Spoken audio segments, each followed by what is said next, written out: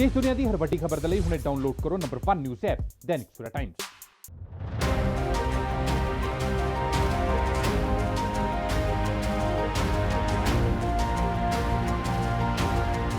ਅੱਜ ਸ਼ਹੀਦ ਸੰਤ ਬਾਬਾ ਰਾਮ ਸਿੰਘ ਜੀ ਦੇ ਪਾਵਨ ਸ਼ਰੀਰ ਨੂੰ ਅੰਤਿਮ ਵਿਦਾਈ ਦਿੱਤੀ ਗਈ ਹੈ।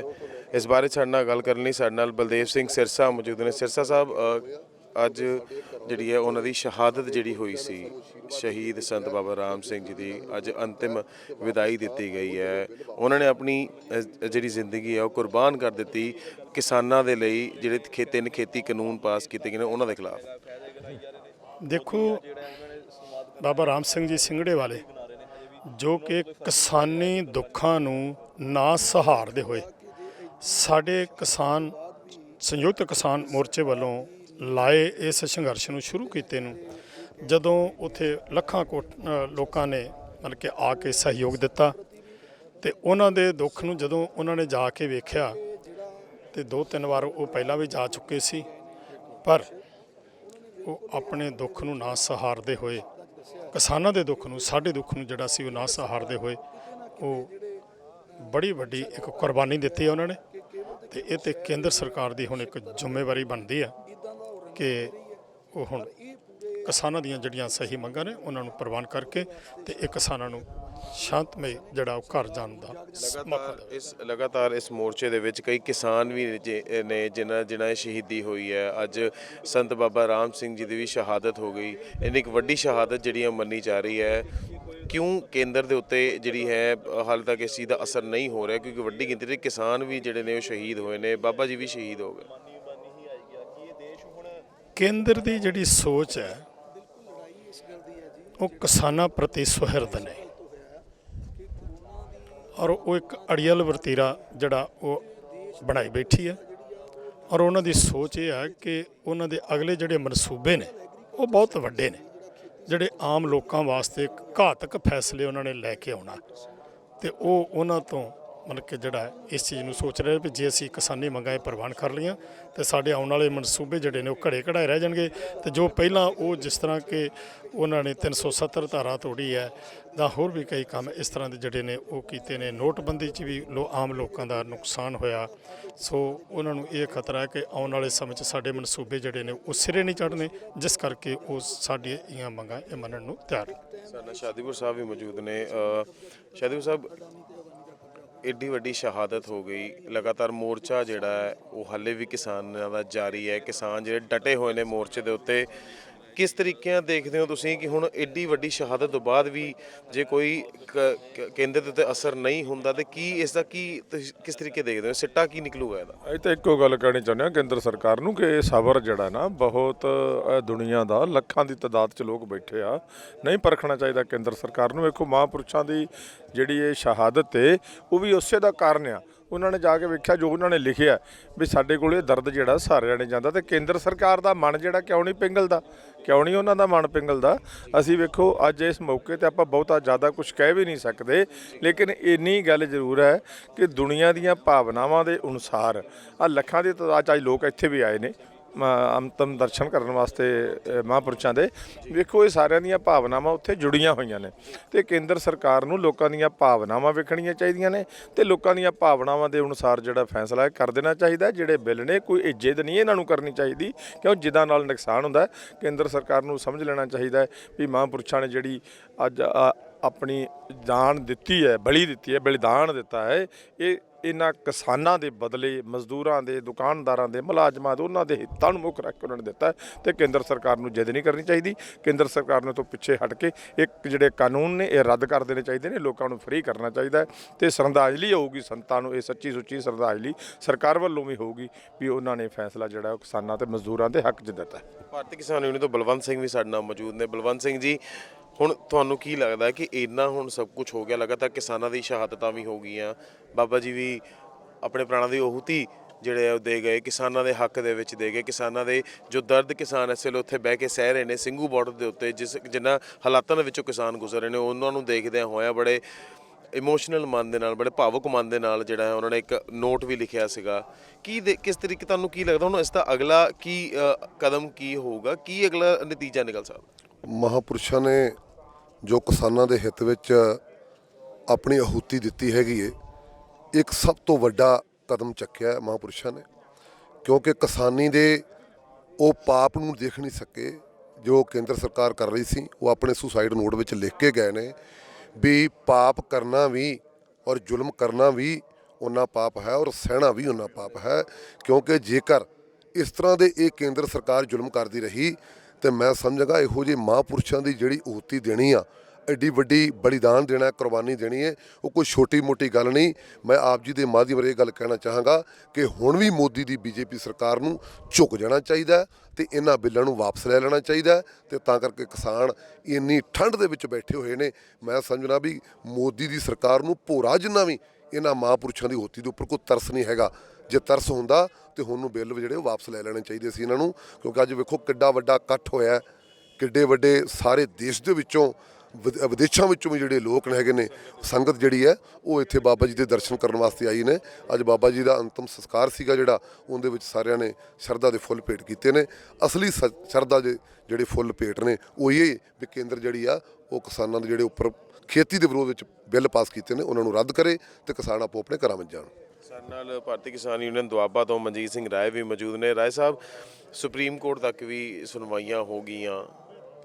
ਜੇ ਦਿੱਲੀ ਵਿਧਾਨ ਸਭਾ ਦੀ ਗੱਲ ਕੀਤੀ ਜਾਵੇ ਤੇ ਅਰਵਿੰਦ ਕੇਜਰੀਵਾਲ ਨੇ ਬਾਬਾ ਜੀ ਨੂੰ ਸ਼ਰਧਾਂਜਲੀ ਦਿੰਦਿਆਂ ਹੋਇਆ ਜਿਹੜੀਆਂ ਕਾਪੀਆਂ ਸੀ ਕਾਨੂੰਨ ਦੀਆਂ ਉਹ ਵੀ ਵਿਧਾਨ ਸਭਾ ਦੇ ਵਿੱਚ ਪਾੜ ਦਿੱਤੀਆਂ ਤੇ ਉਹਨਾਂ ਨੇ ਕਿਹਾ ਕਿ ਜਿਹੜੀ ਸੰਤ ਬਾਬਾ ਰਾਮ ਸਿੰਘ ਜੀ ਨੇ, ਸ਼ਹੀਦ ਬਾਬਾ ਰਾਮ ਸਿੰਘ ਜੀ ਨੇ ਆਪਣੀ ਪ੍ਰਾਣ ਦੀ ਆਹੂਤੀ ਦਿੱਤੀ ਹੈ, ਉਸ ਦੇ ਇੱਕ ਟ੍ਰਿਬਿਊਟ ਵਜੋਂ ਉਹਨਾਂ ਨੇ ਉਹ ਕਾਪੀਆਂ ਜਿਹੜੀਆਂ ਨੇ, ਸ਼ਰਧਾਂਜਲੀ ਵਜੋਂ ਜਿਹੜੀਆਂ ਕਾਪੀਆਂ ਜਿਹੜੀਆਂ ਨੇ ਉਹ ਵਿਧਾਨ ਸਭਾ 'ਚ ਪਾੜੀਆਂ। ਦੇਖੋ, ਇਹ ਕਹਿ ਸਕਦੇ ਹਾਂ ਕਿ ਬਾਬਾ ਜੀ ਨੇ ਤਾਂ ਆਪਣਾ ਕੁਰਬਾਨੀ ਦਾ ਜਜ਼ਬਾ, ਜਿਵੇਂ ਕਿ ਸਾਡੇ ਦਸਮ ਪਿਤਾ ਨੇ ਜਿਨ੍ਹਾਂ ਨੂੰ ਅਸੀਂ ਸੰਤ ਸਿਪਾਹੀ ਆਖਦੇ, ਉਹਨਾਂ ਨੂੰ ਬਿਆਨ ਕਰਦੇ ਹਾਂ, ਉਹ ਕਹਿ ਸਕਦੇ ਉਹਨਾਂ ਦੇ ਪੂਰਨੇ 'ਤੇ ਚੱਲਦੇ ਹੋਏ ਸੰਤ ਮਹਾਂਪੁਰਸ਼ ਵੀ ਸਨ ਔਰ ਤੇ ਉਹਨਾਂ ਨੇ ਅੱਜ ਦੇ ਇਸ ਅੰਦੋਲਨ 'ਚ ਇੱਕ ਸਿਪਾਹੀ ਦਾ ਕੰਮ ਵੀ ਕੀਤਾ ਹੈ ਇਸ ਸਰਕਾਰ ਨੂੰ ਜਗਾਉਣ ਵਾਸਤੇ।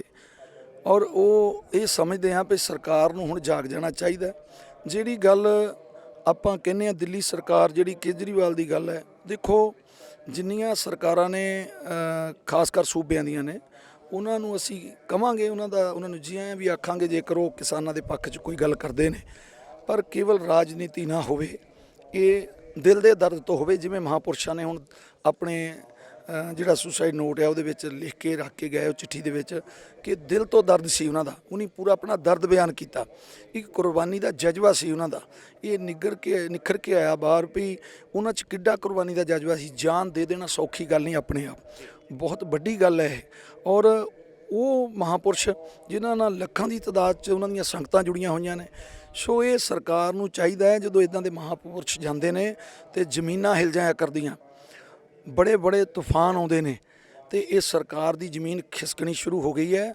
ਇਹਨਾਂ ਨੂੰ ਚਾਹੀਦਾ ਹੈ ਕਿ ਇਹ ਜਲਦੀ ਤੋਂ ਜਲਦੀ ਇਹਨਾਂ ਕਾਨੂੰਨਾਂ ਨੂੰ ਰੱਦ ਕਰੇ, ਨਹੀਂ ਤਾਂ ਇਹ ਮਹਾਂਪੁਰਸ਼ਾਂ ਦੀ ਕੁਰਬਾਨੀ ਜਾਇਆ ਨਹੀਂ ਜਾਏਗੀ। ਇਹਨਾਂ ਦੀ ਜ਼ਮੀਨ ਬਿਲਕੁਲ ਇਹਨਾਂ ਦੇ ਥੱਲੇੋਂ ਨਿਕਲ ਜਾਏਗੀ ਜਦੋਂ ਇੱਦਾਂ ਦੇ ਮਹਾਂਪੁਰਸ਼ਾਂ ਦੀ ਕੁਰਬਾਨੀ ਹੋਏਗੀ ਤਾਂ।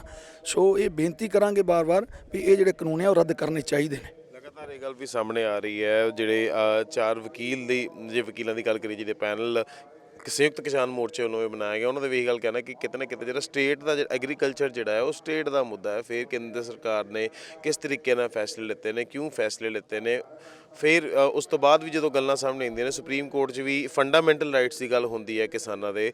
ਤੁਸੀਂ ਇਸ ਪੂਰੀ ਪ੍ਰੋਸੀਡਿੰਗ ਨੂੰ ਕਿਸ ਤਰੀਕੇ ਦੇਖਦੇ ਹੋ? ਦੇਖੋ, ਗੱਲ ਸੰਵਿਧਾਨਿਕ ਤੌਰ ਤੇ ਉਹਨਾਂ ਨੇ ਵੱਡੀ ਛੇੜਛਾੜ ਕੀਤੀ ਹੈ ਸੂਬਿਆਂ ਦੇ ਅਧਿਕਾਰਾਂ 'ਚ। ਸੂਬਿਆਂ ਦੇ ਅਧਿਕਾਰ ਖੇਤਰ ਦੇ ਵਿੱਚ ਇਹ ਜਿਹੜਾ ਖੇਤੀ ਕਿੱਤਾ ਹੈ ਸੂਬੇ ਦਾ ਅਧਿਕਾਰ ਖੇਤਰ ਹੈ। ਇਹਦੇ ਵਿੱਚ ਦੇਖੋ ਉਹ ਕੀ ਸਮਝਦੇ ਆ ਵੀ ਅੱਜ ਦਾ ਕਿਸਾਨ ਜਾਣਦਾ ਨਹੀਂ। ਜਦੋਂ ਸਾਡੀ ਅੰਦਰ ਬਹਿਸ ਹੋਈ ਆ ਉਹਨਾਂ ਦੇ ਨਾਲ, ਉਹਨਾਂ ਦੇ ਐਕਸਪਰਟ ਆਏ ਨੇ ਤੇ ਉਹਨਾਂ ਨੇ ਆਰਟੀਕਲ 33 ਦਾ ਜ਼ਿਕਰ ਕੀਤਾ ਤੇ ਉਹਦੇ ਵਿੱਚ ਦੇਖੋ ਸ਼ਬਦ ਦਾ ਹੇਰ-ਫੇਰ ਕੀ ਕੀਤਾ, ਫੂਡ ਸਟਫ ਔਰ ਫੂਡ ਗ੍ਰੇਨ ਦਾ। ਉਹ ਸਿਰਫ ਇੰਨਾ ਅੰਤਰ ਹੈ, ਜਿਹੜਾ ਕਿਸਾਨ ਖੇਤ ਦੇ ਵਿੱਚ ਖੇਤੀ ਪੈਦਾ ਕਰਦਾ, ਕਣਕ ਪੈਦਾ ਕਰਦਾ ਹੈ, ਝੋਨਾ ਪੈਦਾ ਕਰਦਾ, ਫੂਡ ਗ੍ਰੇਨ ਹੈ। ਜਦੋਂ ਕਣਕ ਚੱਕੀ ਤੇ ਚੱਲ ਕੇ ਪੀਸੀ ਜਾਂਦੀ ਹੈ ਤਾਂ ਆਟਾ ਤਿਆਰ ਹੋ ਜਾਂਦਾ, ਉਹ ਫੂਡ ਸਟਫ ਹੋ ਜਾਂਦਾ, ਉਹ ਵਪਾਰਕ ਹੋ ਜਾਂਦਾ। ਤੇ ਕਹਿਣ ਦਾ ਭਾਵ ਇਹ ਆ ਕਿ ਉਹਨਾਂ ਨੇ ਫੂਡ ਸਟਫ ਦੀ ਜਗ੍ਹਾ ਫੂਡ ਗ੍ਰੇਨ ਲੈ ਆਂਦਾ। ਇਹ ਬੜੀ ਵੱਡੀ ਹੇਰਾਫੇਰੀ ਹੈ ਸਰਕਾਰ ਦੀ, ਕਿਉਂਕਿ ਜਿਹੜਾ ਸੰਵਿਧਾਨ ਹੈ ਉਹਦੇ ਵਿੱਚ ਫੂਡ ਗ੍ਰੇਨ ਜਿਹੜਾ ਉਹ ਸਟੇਟ ਸਬਜੈਕਟ ਹੈ ਤੇ ਇਹ ਵਪਾਰਕ ਨਹੀਂ ਹੈ। ਇਸ ਕਰਕੇ ਉਹਨਾਂ ਦਾ ਵੱਡਾ ਜਿਹੜਾ ਘਾਣ ਕਰ ਰਿਹਾ ਸੰਵਿਧਾਨ ਦਾ, ਇਹ ਕੇਂਦਰ ਸਰਕਾਰ ਘਾਣ ਕਰ ਰਹੀ ਹੈ। ਹੁਣ ਲਗਭਗ ਇਹ ਅਦਾਲਤਾਂ ਵੀ ਸਮਝ ਲੈਣਗੀਆਂ ਕਿਉਂਕਿ ਸੰਵਿਧਾਨਕ ਤੌਰ ਤੇ ਉਹਨਾਂ ਨੇ ਗਲਤ ਦਖਲ ਕੀਤਾ ਹੈ। ਇਸ ਕਰਕੇ ਬਿਲਕੁਲ ਇਹ ਮੈਂ ਕਹਾਂਗਾ ਵੀ ਜੇਕਰ ਨਿਆਂਪਾਲਿਕਾ ਨੇ ਆਪਣਾ ਪੈਸੇ ਦਾ, ਨਿਆਂਪਾਲਿਕਾ ਤੇ ਸਭ ਦਾ ਭਰੋਸਾ ਹੈ, ਜੇ ਭਰੋਸਾ ਹੋਰ ਪੱਕਾ ਕਰਨਾ ਹੈ ਤੇ ਆਪਣੇ ਸੰਵਿਧਾਨ ਨਾਲ ਛੇੜਛਾੜ ਕਰਨ ਵਾਲੀ ਸਰਕਾਰ ਨੂੰ ਫਟਕਾਰ ਲਾਵੇ ਔਰ ਇਹਨਾਂ ਕਾਨੂੰਨਾਂ ਨੂੰ ਰੱਦ ਕਰਵਾਵੇ ਤੇ ਔਰ ਉਲਟਾ ਉਹਨਾਂ ਨੂੰ ਪਨਿਸ਼ ਵੀ ਕਰਨਾ ਚਾਹੀਦਾ ਕਿ ਤੁਸੀਂ ਇਹ ਜਿਹੜਾ ਸੂਬੇ ਦੇ ਅਧਿਕਾਰਾਂ 'ਚ ਗਲਤ ਦਖਲ ਦਿੱਤਾ। ਸੋ ਇਸ ਕਰਕੇ ਇਹ ਜਿਹੜੇ ਸੂਬੇ ਦੇ ਅਧਿਕਾਰ ਆ ਉਹਨਾਂ ਦਾ ਹਨਨ ਹੋ ਰਿਹਾ ਔਰ ਇਹ ਕਾਨੂੰਨ ਰੱਦ ਕਰਕੇ ਮੁੜ ਉਸ ਸੰਵਿਧਾਨ ਨੂੰ ਕਾਇਮ ਕੀਤਾ ਜਾਵੇ। ਸ਼ਹੀਦ ਸੰਤ ਬਾਬਾ ਰਾਮ ਸਿੰਘ ਜੀ ਦੀ ਕੁਰਬਾਨੀ ਨੂੰ ਦੇਖਦੇ ਹੋਏ ਸੰਯੁਕਤ ਕਿਸਾਨ ਮੋਰਚੇ ਵੱਲੋਂ ਕੀ ਕਦਮ ਚੱਕੇ ਜਾ ਰਹੇ ਨੇ? ਕੀ ਇਹ ਸੰਘਰਸ਼ ਹੋਰ ਕਰੜਾ ਹੋਊਗਾ ਕਿ ਤੇ ਇਹਨਾਂ ਦੀ ਸ਼ਹਾਦਤ ਜਿਹੜੀ ਹੋਈ ਹੈ ਬਾਬਾ ਜੀ ਦੀ, ਉਹਨਾਂ ਦੀ ਸ਼ਹਾਦਤ ਨੂੰ ਲੈ ਕੇ ਕੀ ਕਦਮ ਚੱਕੇ ਜਾ ਰਹੇ? ਦੇਖੋ, ਜਦੋਂ ਸਾਨੂੰ ਪਤਾ ਲੱਗਿਆ ਪਰਸੋਂ ਸ਼ਾਮ ਤੇ ਅਸੀਂ ਸਾਰੀ ਹੀ ਤੁਰੰਤ ਜਿਹੜੀ ਉਹਦੀ ਆਪਣੀ ਤੁਰੰਤ ਫੌਰੀ ਤੌਰ ਤੇ ਮੀਟਿੰਗ ਬੁਲਾਈ ਪੂਰੇ ਸੰਯੁਕਤ ਮੋਰਚੇ ਦੀ ਔਰ ਅਸੀਂ ਕੱਲ ਸਵੇਰ ਜਿਹੜੀ ਆਪਣੀ ਸਟੇਜ ਦੀ ਕਾਰਵਾਈ ਆ ਉਹ ਲਗਭਗ 3 ਘੰਟੇ ਮਹਾਪੁਰਸ਼ਾਂ ਨੂੰ ਸ਼ਰਧਾਂਜਲੀ ਰੂਪੀ ਪਹਿਲਾਂ ਗੁਰਬਾਣੀ ਦਾ ਪ੍ਰਵਾਹ ਹੋਇਆ, ਫਿਰ ਉੱਥੋਂ ਕੀਰਤਨ ਕੀਤਾ ਗਿਆ ਤੋ ਗੁਰਬਾਣੀ ਦਾ ਪ੍ਰਸਾਰ ਹੋਇਆ। ਉਸ ਤੋਂ ਬਾਅਦ ਜਿੰਨੇ ਵੀ ਬੁਲਾਰੇ ਬੋਲੇ ਅਸੀਂ ਕੱਲ ਦਾ ਪੂਰਾ ਦਿਨ ਪਹਿਲਾਂ ਸ਼ਰਧਾਂਜਲੀ ਮਹਾਪੁਰਸ਼ਾਂ ਨੂੰ ਦੇ ਕੇ ਸ਼ੁਰੂ ਕੀਤਾ। ਕਹਿਣ ਦਾ ਭਾਵ ਹੈ ਇਹ ਜਿਹੜਾ ਘਾਟਾ ਕਦੇ ਨਾ ਪੂਰਾ ਹੋਣੇ ਵਾਲਾ ਹੈ ਔਰ ਅਸੀਂ ਜਿਹੜੀ ਗੱਲ ਅਗਲੀ ਕਰ ਰਹੇ ਹਾਂ ਵੀ ਉਹ ਕਿਵੇਂ ਹੋਏਗਾ, ਇਹ ਇੱਕ ਤਰ੍ਹਾਂ ਦਾ ਸਰਕਾਰ ਨੂੰ ਵੰਗਾਰ ਵੀ ਹੈ ਮਹਾਪੁਰਸ਼ਾਂ ਦੀ ਕਿ ਤੁਸੀਂ ਹਟ ਜਾਓ ਇਸ ਗੱਲ ਤੋਂ ਪਿੱਛੇ, ਜੇਕਰ ਇਸ ਤਰ੍ਹਾਂ ਕੀਤਾ ਤੇ ਤੁਹਾਡੀ ਜ਼ਮੀਨ ਖਿਸਕ ਜਾਏਗੀ। ਜਦੋਂ ਵੱਡੀਆਂ ਸਸਤੀਆਂ ਜਾਨੀਆਂ ਨੇ ਮਹਾਪੁਰਸ਼ ਜਾਂਦੇ ਨੇ ਜਹਾਨ ਤੋਂ ਕਿਉਂਕਿ ਉਹਨਾਂ ਨੇ ਵੱਡੀ ਤਪ ਕੀਤੇ ਹੁੰਦੇ ਨੇ, ਭਗਤੀ ਕੀਤੀ ਹੁੰਦੀ ਨੇ ਤੇ ਸਿਆਣੇ ਕਹਿੰਦੇ ਨੇ ਕਿ ਤਪੋਂ ਰਾਜ ਤੇ ਰਾਜੋ ਨਰਕ।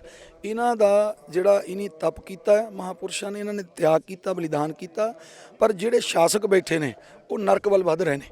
ਇਹ ਉਸ ਗੱਲ ਦੀ ਚੇਤਾਵਨੀ ਹੈ ਕਿ ਤੁਸੀਂ ਨਰਕ ਵੱਲ ਵੱਧ ਰਹੇ ਹੋ, ਰਾਜ ਤੋਂ ਬਾਅਦ ਨਰਕ ਹੈ ਤੁਹਾਡੇ ਲਈ।